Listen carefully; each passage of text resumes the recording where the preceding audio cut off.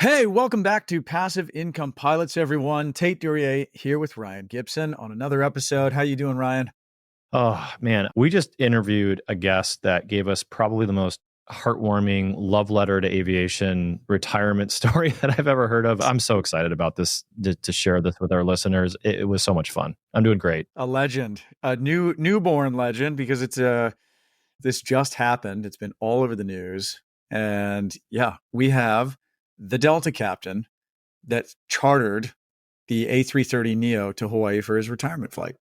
Yeah. As airline pilots, we always joke around about what will we do on our last flight. We'll steal the airplane and fly it home to our own house or whatever and land and abandon it there and let them come fetch it or whatever, but you'd end up arrested. So don't do that. You hear all these old airline captain retirement stories. Literally, this is the most legendary airline pilot story and retirement story ever. There is nobody has ever done anything like this. And we're not going to ruin the story. Keith tells the story at the end of the episode of what he did.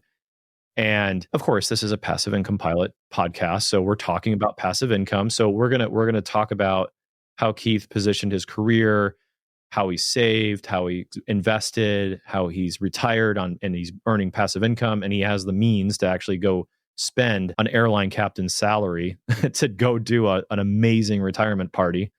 But it's just an incredible story. So absolutely. Yeah, it was heartwarming. The guy is a complete class act, has had an incredible military career, an incredible airline career. He's just one of those guys that you would want to fly with. You'd really enjoy flying with someone like this. Yeah, you know those trips you go on and the captain is buying the pizza and the beer and helping out with the crew and just a gentleman or a lady and a scholar and just an upstanding individual. Somebody who you're just like, this is who I aspire to be like. Absolutely. As an airline pilot, right? That's who this guy is. And I know you always dream of, as an airline pilot, like having the perfect career. This guy had the perfect career and an absolute amazing send-off for his last flight. So if you're wondering what to do on your retirement flight, like this guy wrote the book on it, on how to do a send-off and how to have a lot of fun with everybody who's touched you and been part of your life, from growing up in the neighborhood to the guy you flew with on your last trip, whatever it might be. Absolutely. I will note that when we talked a bunch about the investing strategy sort of in the middle of the episode, I was surprised. I was expecting if someone was going to spend a wide body captain yearly salary on a flight, that they would have some pretty expansive investment holdings. And what's cool about this is he did it on a very, I don't want to say pedantic. We will, and I don't want to ruin it, but it just goes to show that if you put very basic building blocks in place, and if you're listening to this show and you're implementing some of the real advanced stuff, it's incredible how successful you could be. But anyway, Keith Rosenkranz, the man, the myth, the legend that chartered the A330 to take 112 friends and family members to Hawaii for his retirement flight. Without further ado, let's get to it. Welcome to Passive Income Pilots, where pilots upgrade their money. This is the definitive source for personal finance and investment tactics for aviators. We interview world-renowned experts and share these lessons with the flying community. So if you're ready for practical knowledge and insights, let's roll. Keith, thank you so much for joining us. It is an honor to have you on the show. Everyone has heard about this story in aviation. I'm so excited to be able to share you with our listeners and get the story firsthand. So welcome to the show. Thank you very much. I appreciate your having me. Yeah. Keith, when I read your story, it just brought me so much happiness and joy. It's like why I got into flying in the first place. And I feel like you had the perfect career.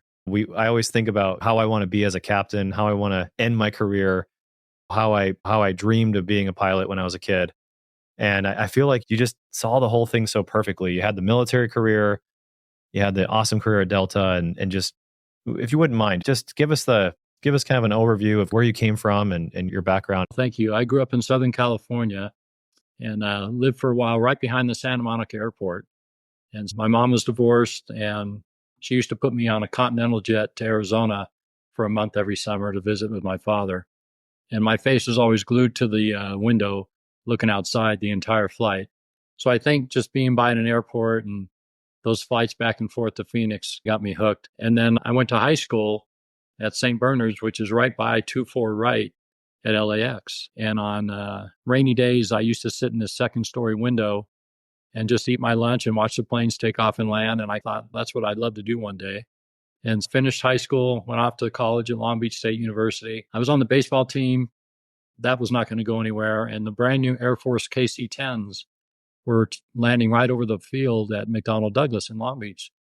I went to talk to an Air Force recruiter, put me in touch with the ROTC unit at Loyola Marymount, and started taking the courses. And I was commissioned in December of 22 and went off to pilot training at Reese Air Force Base in Lubbock, Texas in April of 83. Newly married, Colette and I had just gotten married in June of 82. So we headed off to Reese Air Force Base, Lubbock, Texas. Quite a change from Los Angeles, California, as you can imagine. Went through pilot training. I had always wanted to fly that KC-10. Did not get that out of pilot training. I was brought back as a T-38 instructor pilot. And so I spent an extra 3.5 years at Reese Air Force Base instructing UPT students. And that entire time, I wanted to fly that KC-10. And so toward the end of my time at Reese, I used to have this program that I ran called Buddy Wing, where pilots from Reese can go to other commands, get a ride. Other commands can come to Reese, get a ride in a T-37 or T-38 and decide if that was the course they wanted to take. So my boss let me go to Barksdale and get a KC-10 ride. So I'm on this KC-10 in the cockpit for 4 hours. We're going to refuel some A-10s. And the pilots turn around, what the heck do you want to fly this thing for? We don't get any flying time. They make us sit alert in Saudi Arabia. Gosh, if I could fly a fighter, I'd do it in a minute. So I came home, I told Colette, I said, gosh, these guys hated it. I want to be challenged. So I was the instructor for our wing commander. And he said, Rosie, put down an F-16. That's the best path for you. So I did, and that's what I got. Went through F-16 training at Luke. My first tour was a 1-year remote at Kunsan, Korea. I left when my twin girls were 4 months old. So all of a sudden, maybe that KC-10 didn't sound so bad. Yeah, right. But the tour of Korea at the time was hard because you miss your family, and being gone a year is a long time. But when you're older and you look back, what an incredible tour that was. Great flying. Every night was a Friday night at the Officers Club. Great friends, great camaraderie. Did that, ended up at Hill Air Force Base in Salt Lake after. And no sooner did we get there, Saddam Hussein invaded Kuwait. We deployed to the United Arab Emirates, and I was there for 6 months. Ended up flying combat missions during the war. Got 10 Maverick missile kills on the Highway of Death north of Kuwait City. And my last flight in the F-16, and we'll get back to this in a little bit, was February 28th, 1991. And so got two more kills on the Highway of Death, came home, back to the base, and then the war ended that night, came back to Hill, put in my papers, got hired by Delta, and started training in July of 91. I spent 7 years as a second officer on the panel on the 727. I was furloughed for 7 months of that, and then eventually got to the right seat of the 727, flew that for 4 years. That was a great job. And then upgraded to the right seat of the 75, 767. And back to the story of when I was in high school and looking out of that window at the planes taking off and landing. It was 14 years after graduating college, Air Force, and the first time I'm taking off in a Delta jet out of LAX. I look down and I see that window, and I made it. That's so cool. Still emotional. Nice. And so for the last 33 years, I made a point every time I took off out of LAX to look at that window and dip the wing. And in case any young boy or girl's looking out, wanting to fly one day, that was where I came from. So flew the 75, 767 for 12, 13 years, finally upgraded to captain on the 320, did that for 6 years, and then went to the A330 in the left seat for my final 2 or 3 years. And all of a sudden you snap your fingers and it's over. 41 years of flying. That's so cool. Yeah. That's amazing. You always loved aviation. You wanted to get into it as a kid, but what was better about it than you ever anticipated as a kid? Like after this long career, what surprised you about flying in your career? I love the challenge of it, and I love seeing the world. And whether I was in an F-16, a T-38, or in an A330, I always had a window seat to the world. And as a former Air Force officer, I've stood in Red Square in Moscow. If I wanted a nice steak dinner, I go Nice. down to Buenos Aires or Santiago, Chile, and have a great steak for dinner. And I think the flying itself was always exciting and fun. I went to talk to the 8th grade class at my old elementary school or students at my old high school. I'd always ask them, when do you think the last time was I worked? And they say, oh, last week or yesterday. And I would tell them, I haven't worked since 1983 when I was at Safeway Supermarket. Ever since then, I've been getting paid to fly jets. It was just a great rewarding time that just seemed to pass in an instant. I can relate to that so much. I, for Yeah. years, was flying wide bodies as an FO, and I used to call my airline my trust fund. I said, I just do fun stuff. I get to fly to these fun places and have these incredible experiences, and money shows up every 2 weeks for no reason. And that's exactly the way I felt. Now, I went to the left seat and worked a little bit over the last bit, but I am officially, this is my last layover on IOE, going back to the right seat as a first officer in the 330, just because I wanted to be super senior. So I could definitely relate to that, man.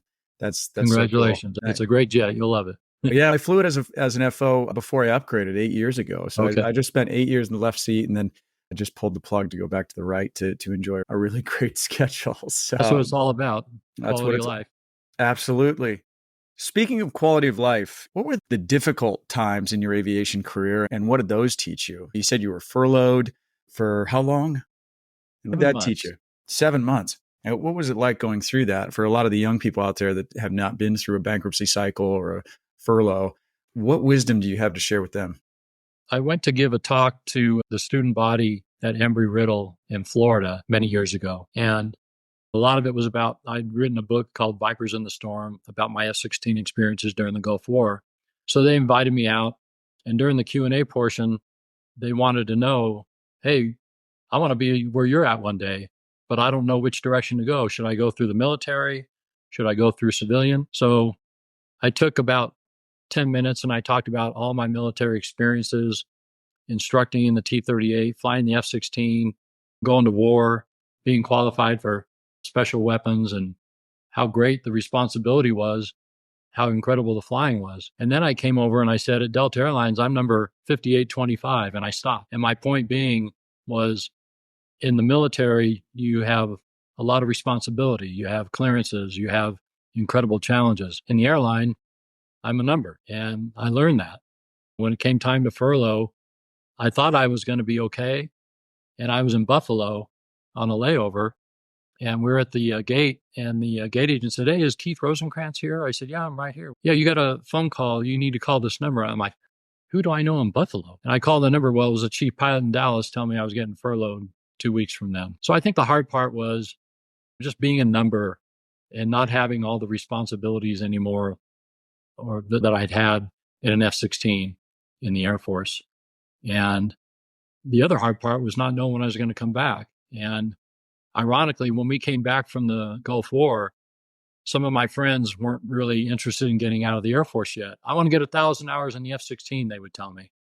Getting a couple of flights a month, all of a sudden, hey, I want to be at Delta, or I want to be at American or United, wherever. That time difference between them getting hired and me getting hired, they were on furlough for 3 years. I was 7 months and then I was back. And so those were hard times. You didn't know when you're going to come back. You got to take care of your family and stuff. Fortunately, my wife had a great job and I was only out 7 months. So with unemployment, with furlough pay and savings, I was okay. I didn't have to get a job. But I knew there was going to be a point out there in the future, if I didn't get called back by then, I was going to start putting applications out. Keith, one thing you always tell people is every day in our industry is September 10th. And you never know what's going to happen tomorrow. What do you mean? Yeah. What do you mean by that? And how do you financially prepare for something like that? What I meant by it is we look at our industry and how things were the day before 9/11. And then after 9/11, when planes were grounded and people were in fear, and it was just a different industry after that. And I would tell my first officers that. And then my one friend, Rusty, he used to laugh at me and he'd say, yeah, you'd always tell me that. And I'd think, yeah, that doesn't mean anything. Then COVID hit. And all of a sudden he said, you know what? I remember you telling me that. And when COVID hit, all of a sudden it was the same thing. The industry was on its knees, so to speak. So that's what I meant by that. And going back, when I left the Air Force, I took a 50% pay cut. I was a captain. It was summer of 91. I had about $13 in an IRA. That's all I had. I was 32 years old. And so my very first trip with Delta, the captain gave me the best advice I'd ever received. He turned around during the flight. He says, I hope you have a great career. Here's my advice for you financially. Take 50% of every raise you get and save it. Take the other 50% and improve your lifestyle. And so I made a point throughout my career of taking that advice and living within my means, which I think is hard for people to do. We all covet nice things, and how many people have a finance charge on their credit card every month because they don't pay it off. So I always felt living within my means was important. I always put 10% into the 401k. And at the time, Delta had a defined benefit program that they funded. And if you were a 30-year Delta pilot that was going to retire at age 60, typically those guys would get a lump sum, which was half of their defined benefit. They'd probably take home about $1.2 million in their lump sum. The other half would stay in an annuity that would pay them about 70 grand a year the rest of their career or their life. And then whatever they had in their 401k. And so I was managing my own money, no clue what I was doing. I'd see a mutual fund that was up 30%. Oh, that's where I need to put my money. It might be up 30% this year, and next year it may be down 10%. I had no idea what I was doing. So by word of mouth, first officer I'd flown with said, oh, you need to talk to this guy that I work with. He's a Delta pilot, but when he was on furlough, he got involved with finance and taking care of managing others' finances. He never came back to fly. So I gave him a call, and he took a look at my portfolio, which wasn't much, and he agreed to work with me. And I would say the magic word is diversification. If you were to go into my Fidelity account, you'd probably see 4 or 5 dozen different funds and stocks and things that he's got spread out across the board. And that really was the best decision I'd made as far as management of my money, was having somebody that really knew what they were doing, take care of that. Now, on the other half of the equation, in a way, when Delta went through its bankruptcy, that was tough for people. I can remember in the months leading up, going on a trip to Europe, and the captain would walk in, never met him before, and he would say, I'm out of here at the end of the month. Talk to my wife, talk to my financial advisor. I can't afford for us to go bankruptcy and lose my lump sum. End of the month, I'm done. And on the way across the Atlantic, they talk about all the things they were going to do. And the next day we get in the jet. I can't do it. I'm not leaving. Their hair was falling out. They were just a wreck. And the bankruptcy took a toll on people. Some people lost all their 401k matching funds from Delta. Mine was about 80,000 gone. In the bankruptcy, Delta was trying to file an 1113 motion that would basically end our contract. And as that time went through and discussions, they ended up converting to a defined contribution, which started. And everybody in bankruptcy court has a claim against the company, whether you're a caterer or a pilot with a contract, whatever. You end up getting pennies on the dollar because the judge usually wipes off all the debt, gets a fresh start, a new stock. And during that period, Doug Parker from US Air tried to do a hostile takeover of Delta. And it made the value of our claim worth about 61 cents on the dollar. And the union sold that to some hedge fund. And then the company said to the pilot union, if you agree not to challenge us in court for ending the defined benefit, we'll give you $50 million in note money. Some of these figures may be off, but that's what I remembered. So we had 61% of $2.1 billion, and we had this note money. So the union came up with a formula based on your age, what aircraft you flew, how much you made, what seat you're in, you got a payout. So I was 48 years old, right seat, 767ER, and my payout was roughly $156,000.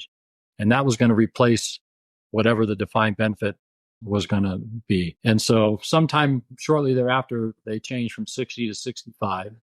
And they took that money, whatever your payout was. I think some of the senior captains' payouts were like $350,000. And so they filled up your 401k and defined contribution to the government limits the first 2 years. So you didn't get taxed all of it. And then on the last year, they paid out whatever was left over in your claim money, and you had to pay tax on that. I think that for me was about 80 some thousand. Then, as much as people knock our union, here's what they did that was really magic for myself. They lobbied Congress, and before George W. Bush left office, he signed into law that gave everybody a one-time opportunity to put the entire amount of their claim and note money into a Roth IRA with no limitation. So I took that $156,000, which I had, I put it in a Roth IRA, and I bought 300 shares of Apple at 136 and some other stocks. And That worked out well. that worked out very well. And I eventually, with all their splits and growth, I got to a point where I had 22,000 shares of Apple. Now, I'm not a genius when it comes to making stock picks, but you'd have to be sleeping under a rock the last few years to not know what companies like Apple and Amazon and Google have accomplished. And so as time has gone by, I was able to build that Roth IRA up. I'll be honest with you, $2.5 million. It's tax-free the rest of my life. And then the other part in the 401k, which I don't have to make any withdrawals till I think 72 or 73. I probably shouldn't even have to ever touch it. And so I've taken to heart what that captain told me.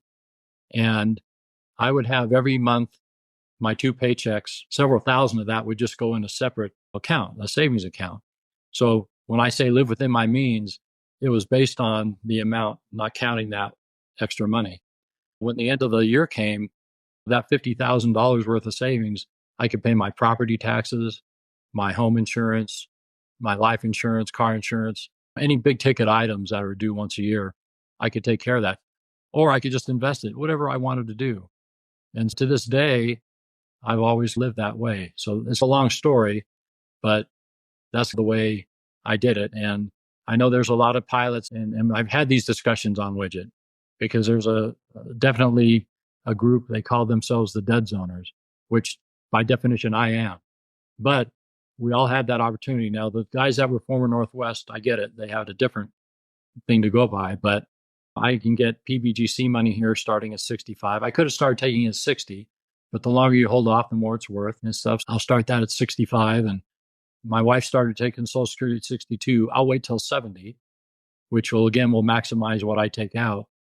And if for some reason I pass away at 68, my wife bumps up to whatever mine will be.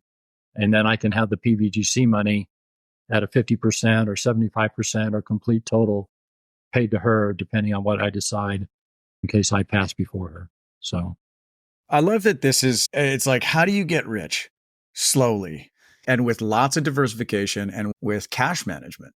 That really is the secret sauce. And I love that this is a really unsexy story. It's not like you were investing in cryptocurrency and doing all this crazy stuff. It's like, Keith, you just saw opportunities to slowly have base hits all the way throughout your career and put away money. And that's sort of what we try and open eyes about. Well, it was also a basic operating system, right? It was like, take half your pay raise and invest half and Correct. Lifestyle half, right?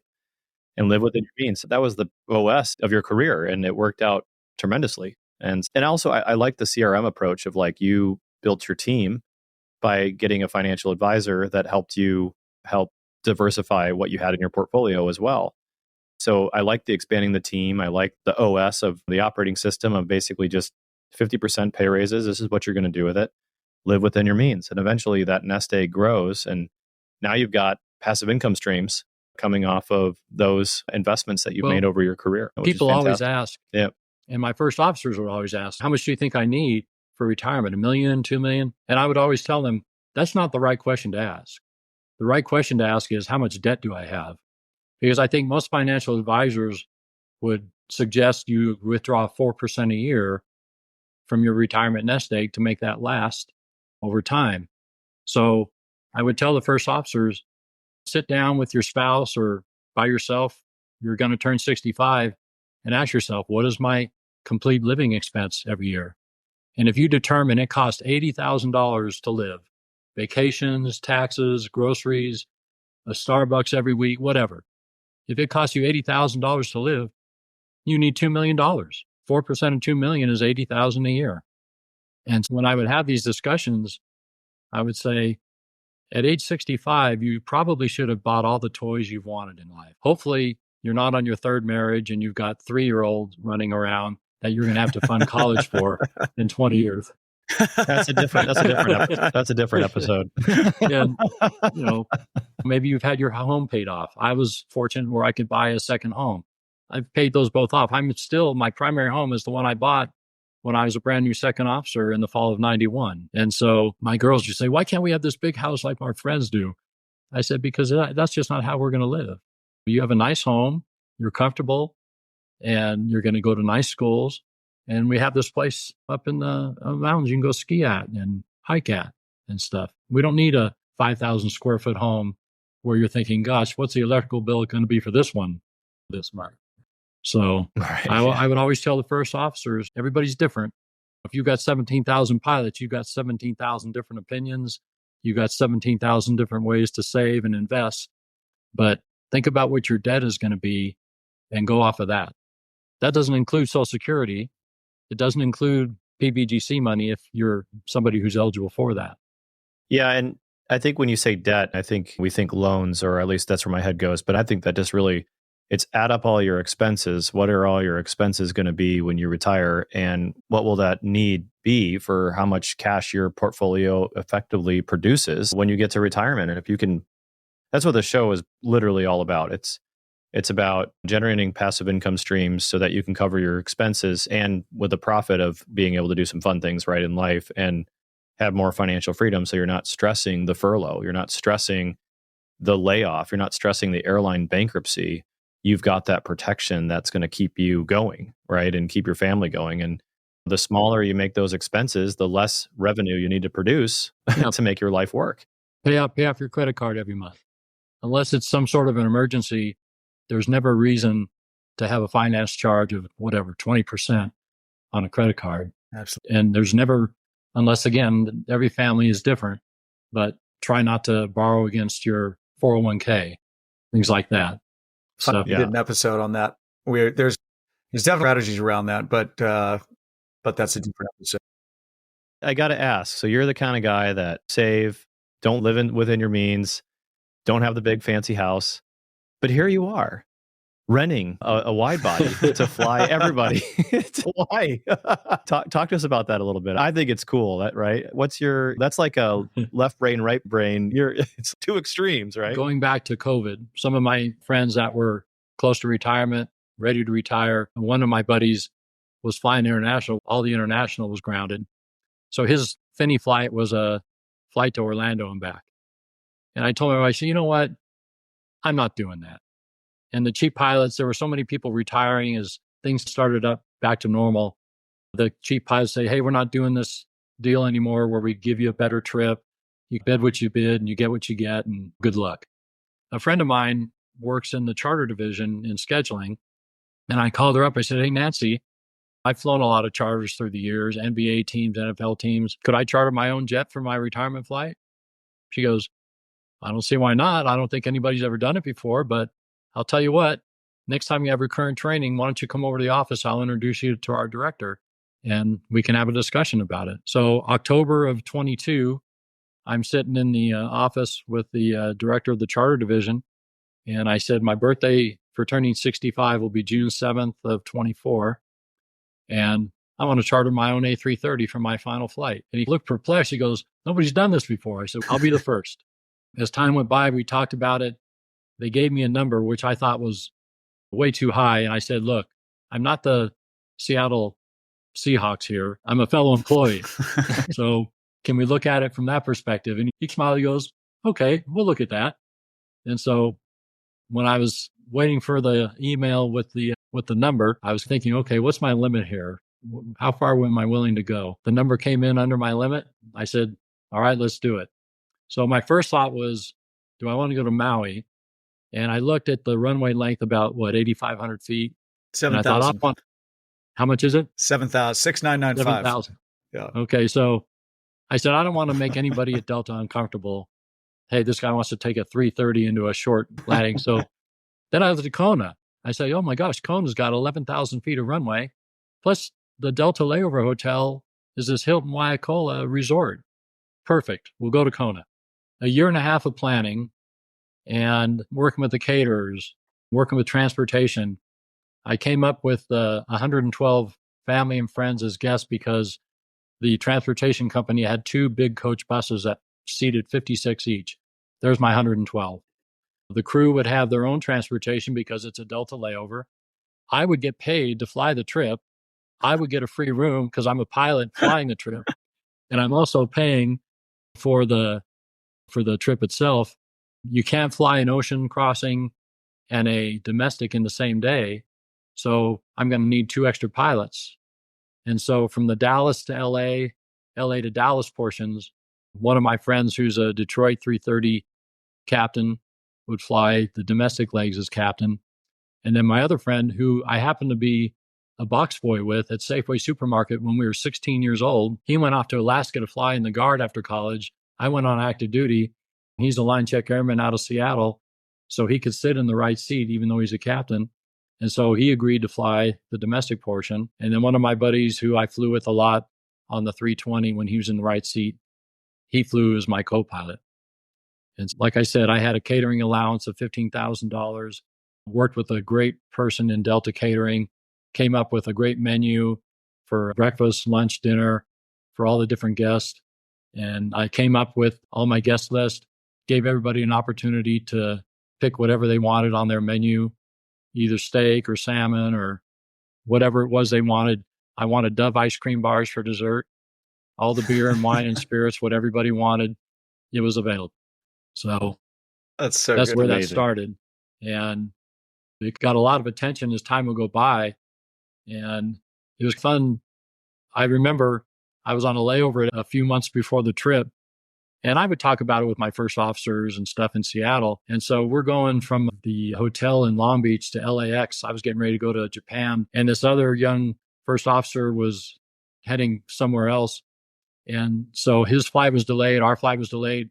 We're in the pilot lounge, and there's about 7 or 8 of us sitting around. And somebody says, "You're retiring, aren't you?" And all of a sudden that young kid goes, "Hey, you need to be like that guy that's chartering his own A330. I go, "I am that guy." His eyes got real big. He goes, "What?" I go, "I am that guy." So it was really fun. That's great. And Delta bent over backwards to make this work for me. And I asked for A330-900. I asked for the Olympic jet. They made everything happen. That's so cool. It's an incredible airline. Overall, I mean, just an incredible place to work and just a world-class operation. That doesn't surprise me at all. It's really cool that they took care of you to do that. And obviously you paid them, but everybody cool. wants to know how much it costs. And I know you're not sharing actual numbers, but can you give people a ballpark? I've always told people that it was a good year's salary for an international A330 captain at Delta. There you go. Those of you that are listening to this podcast can probably figure that out. Yeah. Yeah. That is but here's amazing. one neat thing. When I signed the contract, it was at a set fuel price. And there was going to be a plus up or plus down, depending on what the actual fuel cost was the day of the trip. So I'm getting a nice 5-figure refund because oil was a lot lower when I actually flew the trip. Oh, that's a nice bonus. Oh, Yeah. nice. Okay. Okay. So who did you invite? Like you got the idea, this thing sort of picked up steam. Who'd you invite? Tell us about the trip. And you got a water cannon salute in LA, right? Is that because the news had gotten out? They knew what you were doing? I'll get to that. I had friends from every aspect of my life. I had some of my grade school friends that I've known since we were 6 years old. I had high school friends. I had Air Force friends. I had childhood friends from the neighborhood. I had Delta friends. I had, from my triathlon team, my coach and other friends that I've done marathons and Ironmans with were there. Neighbors from where I live today. It was just a big group of friends from every aspect of my life. And I told my wife, I said, this could be just like a wedding. It could be like a retirement. And I said, it also could be a funeral. So if anything happens to me between now and the trip, make sure you still go and just have all my friends there to celebrate. So I sent, Nice. I had professional invitations made that I thought were just beautiful with the black and the gold. And I had a hat and the epaulets, and I had those sent out. I had a couple people that couldn't make it, which I understood. You're not going to get every single person to come, but I had a standby list of a lot of people that wanted to go. And I ended up asking a lot of my friends, hey, not that I don't care about your spouses, but I don't know them my whole life. would you mind if your spouse didn't come so I can invite more friends that I've grown up with? Everybody was more than happy to do that. And so I had the 112 guests. I had the crew, 2 charter coordinators. We had a Delta mechanic for the entire trip, the 4 pilots, 7 flight attendants. So there's about 134, give or take a couple total for the trip. So going back to Los Angeles, living behind the Santa Monica airport, when you come in on an airline from the west or from the north, there's a VOR at the bottom of the hill for Santa Monica.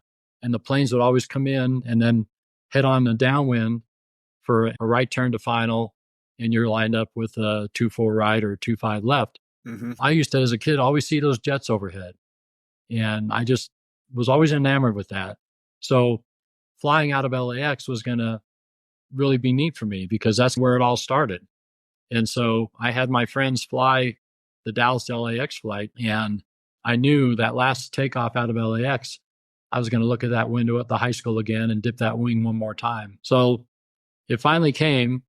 And the morning of, we had a 7 a.m., 7:30 departure. And I was trying to get everybody going because I had a special plan in mind that nobody knew about. And I'll get to that in a minute. So by the time we got out to the jet on the ramp in DFW, they had decorated it with a lot of pictures and everything from my past. And there were probably about 50 some friends that were in the gate area when I arrived with my wife and my mom and stuff. So it was very emotional and seeing everybody. And people had flown in from back east, California, because they wanted to be on the entire trip. They didn't want to just get on in LA. So we pushed back, and it was neat because they did a water cannon salute on the taxi out of DFW. I hadn't even landed yet. And so they're already doing a water cannon salute. So my friend Jay and Pete flew the leg to Dallas to LA. And what was neat is that I can go back and visit with all my friends and family for the 2-3 hour flight it took. So once we got there, Colette and I went out into the gate area at LAX. There's another 60 plus group of friends and family. So it was very emotional. And I said, okay, I'd love to give all of you a hug right now, but we got to get going. And you'll understand later on why. And so we got everybody boarded. And I don't know if you've heard of this group called Airline Videos, but they park themselves on the top of this hotel at LAX and they film takeoffs and landings of various aircraft coming in every day.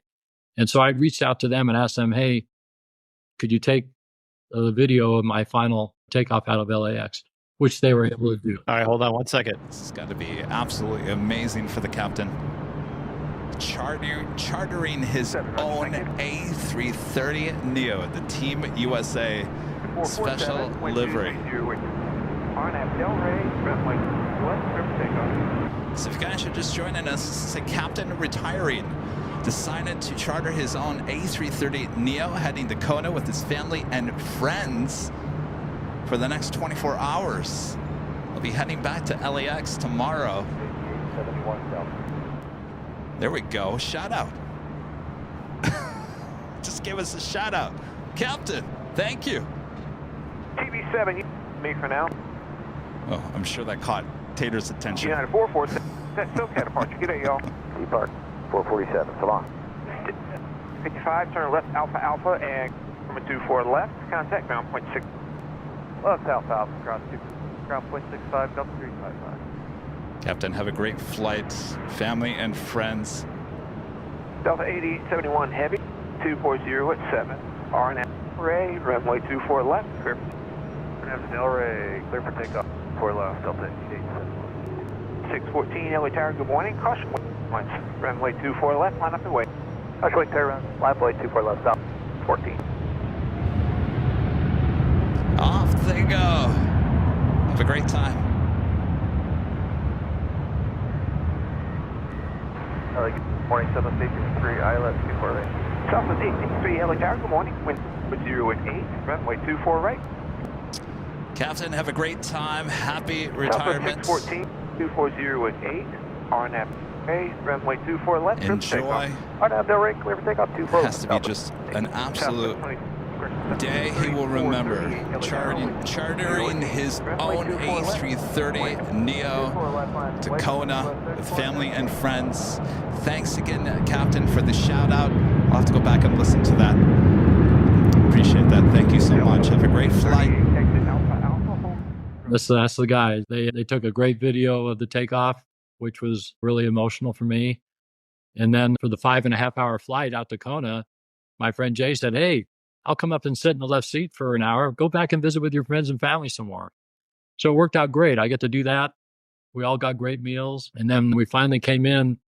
And I always joke with my buddies that are getting ready to retire, make sure you get the landing prior to your last flight. Because if you make it really nice, you may not want to do another landing on that flight. You don't want to pound one in because you're going to remember that forever. I came in and I thought I had a good landing. It wasn't one I was ready to walk away from, so I knew I was going to fly one more, but it was okay. People in back, they were all happy. They didn't know any different. But we got out, and my friend Peter, who's a photographer, got a great group picture of everybody in front of the jet. We had everybody transported to the resort.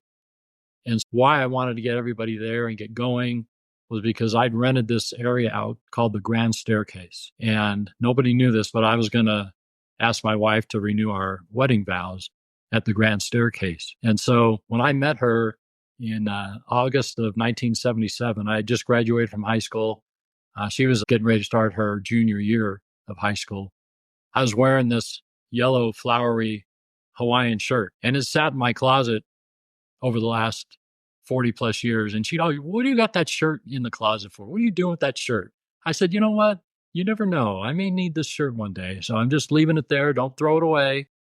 I had my friend Ellen, who'd introduced Colette to me. They worked at a Foster's Freeze ice cream park. And so I was wearing that yellow Hawaiian shirt the day I met Colette. So Ellen was part of the group. I had her hold on to that shirt. And when she came up onto the stage at the Grand Staircase, I took my shirt off and put on that yellow shirt. And of course, everybody's looking at me like, "Why is he doing this?" And then I talked about my career and talked about the trip and all my friends. And then I had Colette come up and we renewed our vows. It was really a special moment. We had a great luau it was a 2 or 3 hour luau. Everybody had a great time. And then the next morning we picked up and flew back. And it's funny because you'll recognize this in the 330. When you're on the comm panel, if you push the PA button, you've got to talk while you're pushing it. If you push it and let go, you're not talking to You're not talking to anybody, which is a nice feature because the 7.6, you could get caught accidentally making PAs that you didn't want to make. That ended up happening.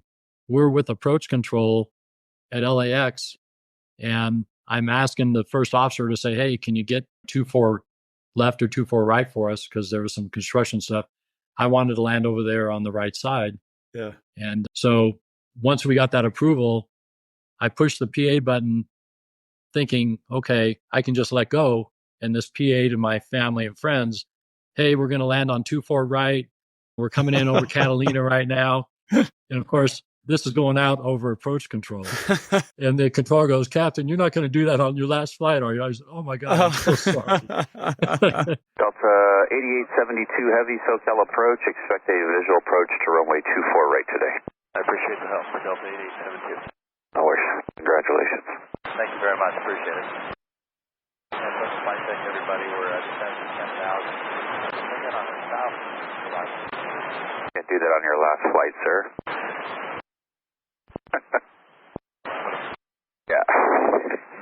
So Hey, at least it wasn't on guard and you get a bunch of guys jumping all over you. It was a beautiful day in Los Angeles. We came in over Catalina. One of my buddies, my best friend, we flew right over his house in Huntington Beach and came in. And you know what it is? You've landed however many, several hundred times.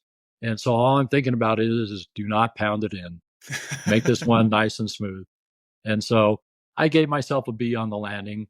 It could have been smoother, but everybody was happy. And I could hear people applauding him back, which made me feel good. And so we came off of 2-4 right, taxied across, and they made us go all the way down toward 2-5 and then circle back. And I was thinking to myself, that's kind of a waste of time, but whatever. On that taxi back is when they had the water cannon salute. And I found out later from my friend Nancy, who is the scheduler in the charter division, she's not somebody you tell no. So A couple months earlier, when I was in the pilot lounge, I went in and asked the chief pilot, I said, what's the chance of getting the water cannon salute? No, California, water moratorium. They don't do that here. We haven't had one of those in years. I said, okay, that's fine. Nancy calls up and gets the same reply from somebody at LAX. No, the water, we don't do that. She's okay. So a week later, she calls back, gets somebody higher up. I want a water cannon salute for Keith. He grew up here. His high school's by the runway. Him and his buddy were box boys at Safeway. I want this water cannon salute. And the guy said, all right, let me make some phone calls. They had to get approval from the FAA, the fire department, the LA Board Authority, and they did it. So I got the second water cannon salute in 9 years. And Unreal. I owe that to Nancy. We came off the jet and the chief pilot came down and one of the district chief pilots came in that I knew and read a nice letter to everybody, got a lot of good hugs goodbye. And then my friend Jay and Pete flew us back to Dallas. And that was pretty much it. Wow. So I'd say it was worth it. It was worth it. And here's another neat thing that I did.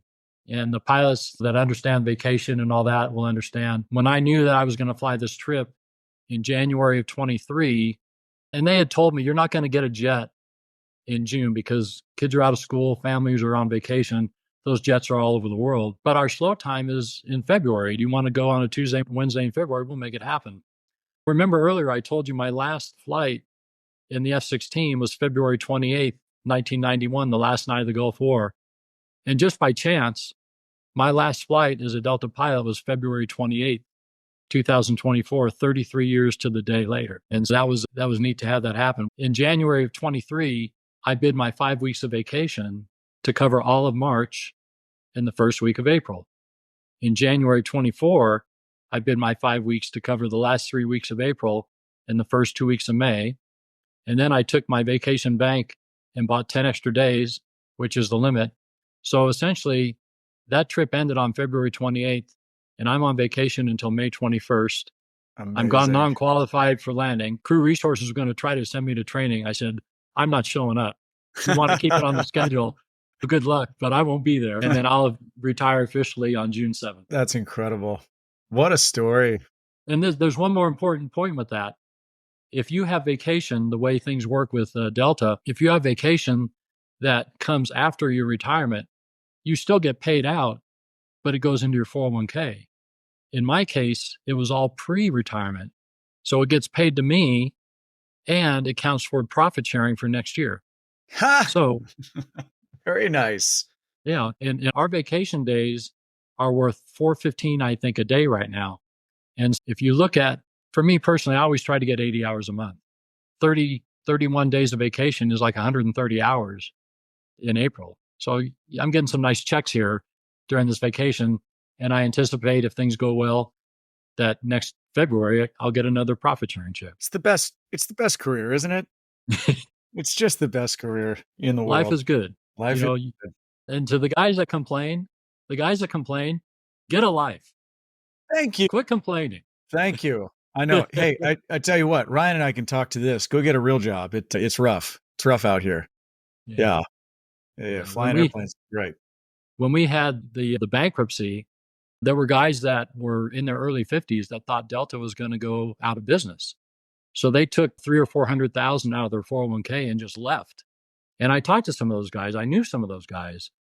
And they said, you know what? I made the biggest mistake in my life leaving.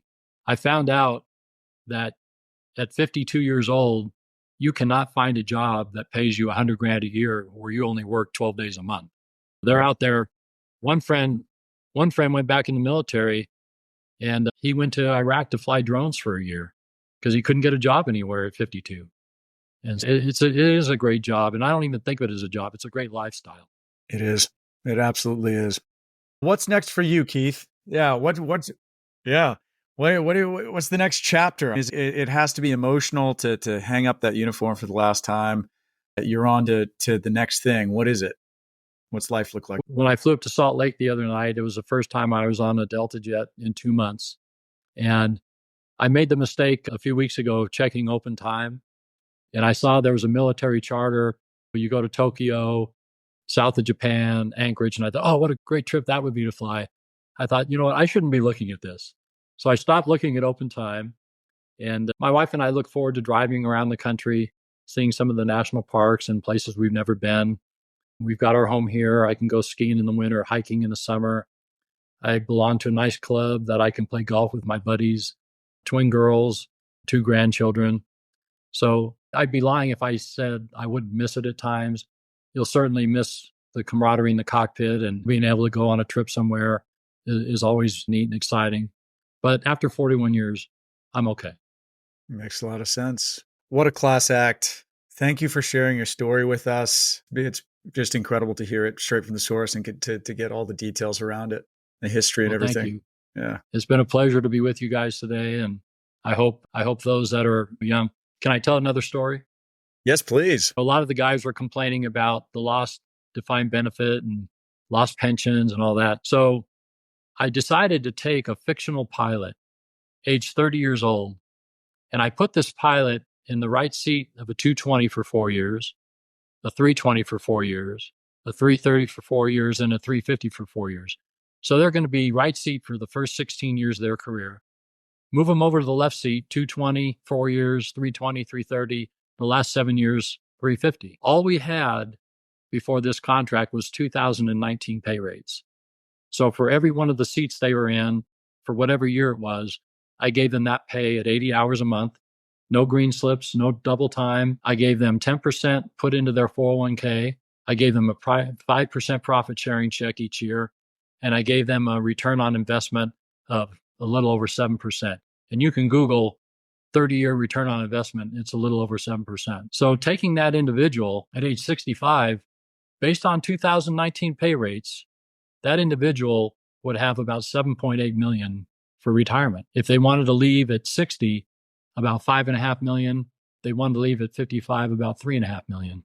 So going back, if you're that 65-year-old, and we'll just say now with the new contract and getting raises, not just stuck at the 2019 pay rates for 35 years, there's a lot of factors that go into it. But let's just say you had $10 million. If you're taking out 4% a year, you're making $400,000 a year in retirement. You don't need to work again. Now, again, the caveat is everybody's got a different situation, and I respect and understand that. But the point was, you can be okay. You can have a great career, and you can save and live within your means and do well. Absolutely. I agree. Yeah, totally. And it goes back to those fundamentals that you talked about right in the beginning, which is you get the pay raise, you start putting it away. And when you live within your means, and I think if you just do that and show up, it's a great career. And there's going to be bumps and hiccups along the way, but you just kind of got to work through that and know that people still need to fly airplanes. Eventually it's going to all come back. I agree. Which is great. So Keith, thank you so much for your time, and congratulations on such a great career and just something that is just so inspiring. The story, what you did, how to go out in style. I saw some of your posts, just all the things that you did along the way that just make being an airline pilot so wonderful. Buying pizzas for your ground crew on a maintenance delay at an airport, and just standing up and being the captain, right? I mean, that's what it's all about. Just that's what makes the memories that we remember forever, not just the complaining and the things that happen in the cockpit that everyone wants to just complain about or whatever. But it's those moments where people can stand up and do just wonderful things and take care of other people and look out for your friends that didn't get retirement flights. That's what this is all about at the end of the day. And I just really appreciate having people like you in our lives to be that example. I've had an incredible life, incredible career, and flying with guys just like you made it all worthwhile. And I'll miss that. I'll miss that part of it. Couldn't have said it better myself. Happy trails. All right. Thank you. Yeah. Thank you. Congrats on retirement again. I appreciate it. Thanks for coming onto the show. All right, guys. And thanks for listening. And with that, we'll see you on the next episode.